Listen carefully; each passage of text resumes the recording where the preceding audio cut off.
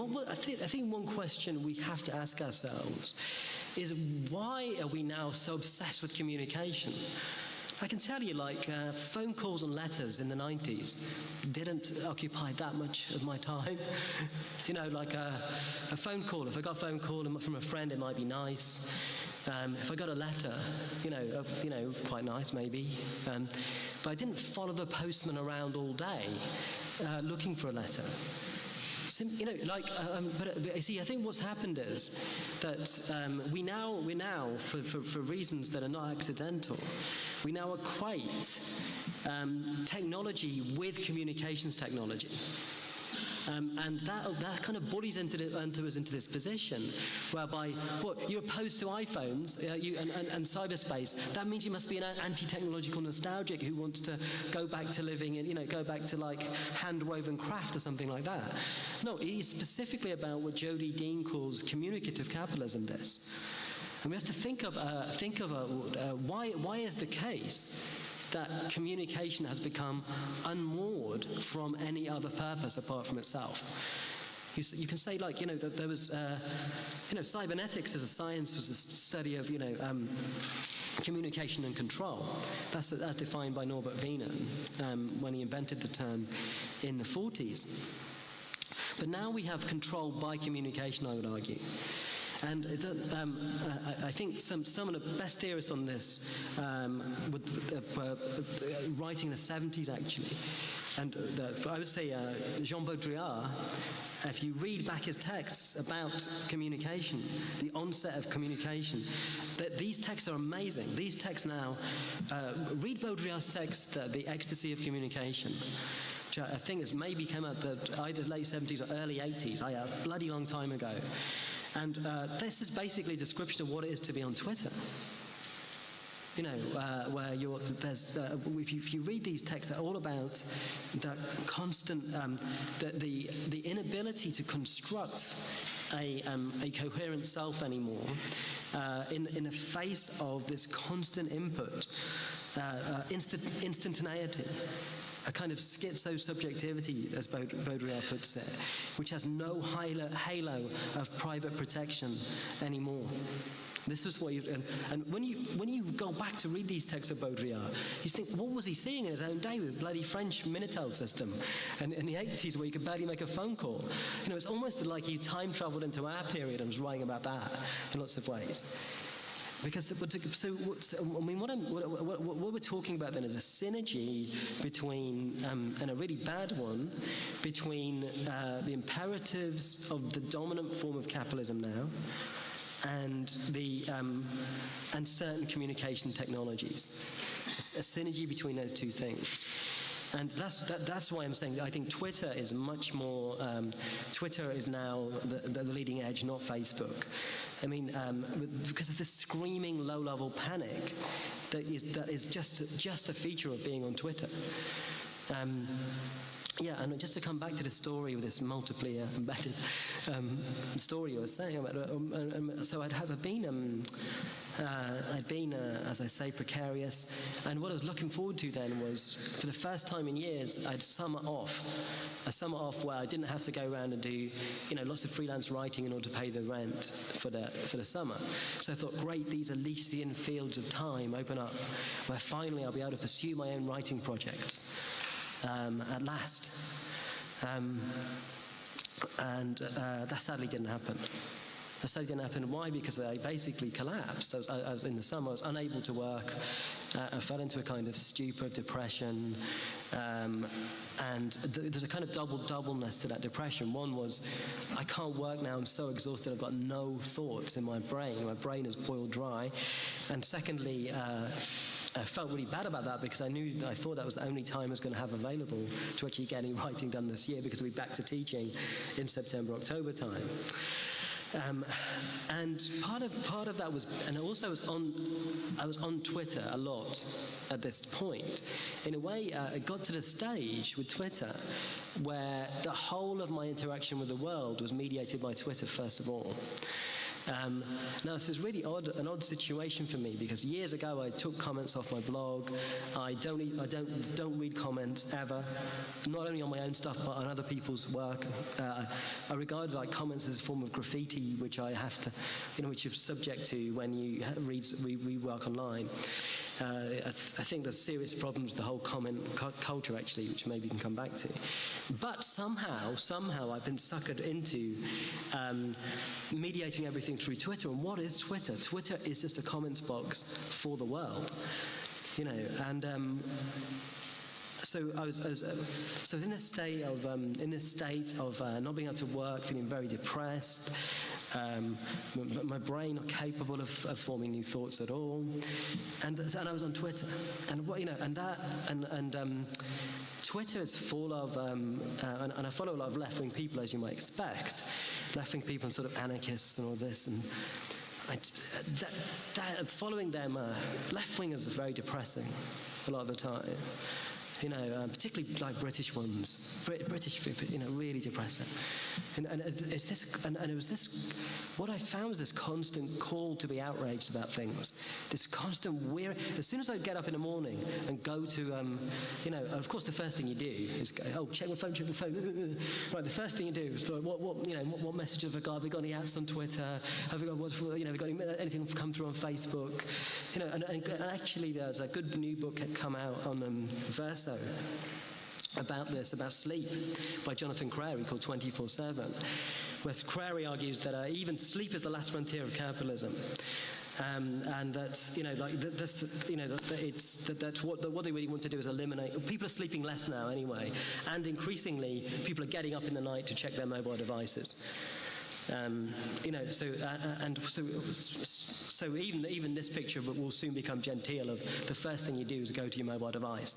And the first thing you do, you go to a mobile device, check it in that kind of excited panic in which we do this kind of thing, and immediately feel this heavy weariness come over you, the weariness of the demands of cyberspace.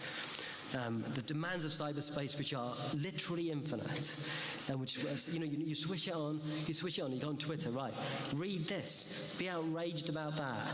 There's something else we've got to be outraged about. And of course with Twitter, you're always in this reactive panic time, because a lot of the time on Twitter, you're struggling to find out what it is that the original topic is. So you spend a lot of time scrolling back down. What are they talking about here? What's this about? Why is this person trending? And this low-level panic, which of course is exacerbated by the actual shitness of the mobile interface. Just think how crap these machines are, how ill-suited for purpose. Like, if you look, just think about it, think about it. Like, everything like, I think Deleuze and Guattari, particularly Guattari, argued about the plasticity of libido. That there's no natural drives in human beings. You can produce desire out of any kind of assemblage. This is fully vindicated by the whole thing with mobile phones. And smartphones. I noticed in Europe much less than in London. World capital of control addicts and kind of cyberspatial misery. Where if you go to London, like everybody, and I mean almost without exception, is looking at their screens almost all of the time. And so what you've had, and think about that, that's a massive behavioral change in the human population over the course of not even a decade. When did people start doing that?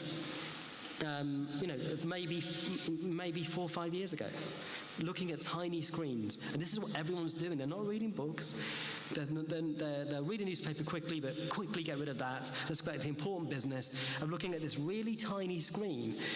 This really tiny screen that you can't really see properly. That's what I mean about the crapness of it. And touch screen things are worst of all. They sort of slide out. The kind of bleary. You've replaced this crisp digital interface, the keyboard, with this kind of slimy, kind of idiotic interface, via touch screen. Which is really difficult to use. It's not at all functional. So I was thinking about it the other day. It's like we're all in some weird game show where you have to send a message not really knowing in a really short amount of space, 140 characters, really quickly. and you're living like that all of the time. This is highly stressful, right? This is highly stressful. But that's not the kicker even. The kicker is that's not even the worst bit about it. We actually enjoy this. It's not that we're forced to do it. We're not forced to do it, not officially forced to do it, although some people are now required to do Twitter for work. We're not forced to do it. We enjoy it. And and the banality of this enjoyment, the banality of it. What are you going to get out of, Sherry Turkle? Sherry Turkle's book, Alone Together, I'd recommend it highly on this. MIT psychologist, former kind of very much cyber-positive person, who wrote a number of other previous books, really just, about saying there's nothing to really fear from cyberspace and new technologies.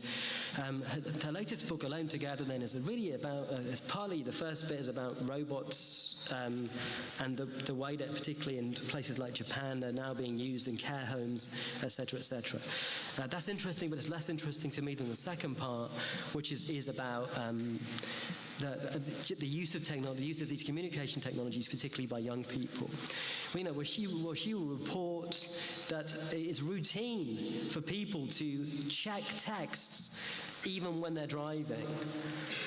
The insanity of that. You pretty much know that a text is going to be banal. It's only got 140 characters in it. Right, so people are risking their lives and those of others for a 140-character message. Why? Because it's a form of addiction. A form of addiction and compulsion. And something which you have to think about how bad this is, that really is snatching away all of our lives. Snatching away all of our lives. And certainly with me and Twitter, my relationship to Twitter was getting to the stage where basically life outside Twitter was just fodder for Twitter. So you your whole of your frame of mind was thinking, how can I convert any possible experience I've got into a 140-character quip?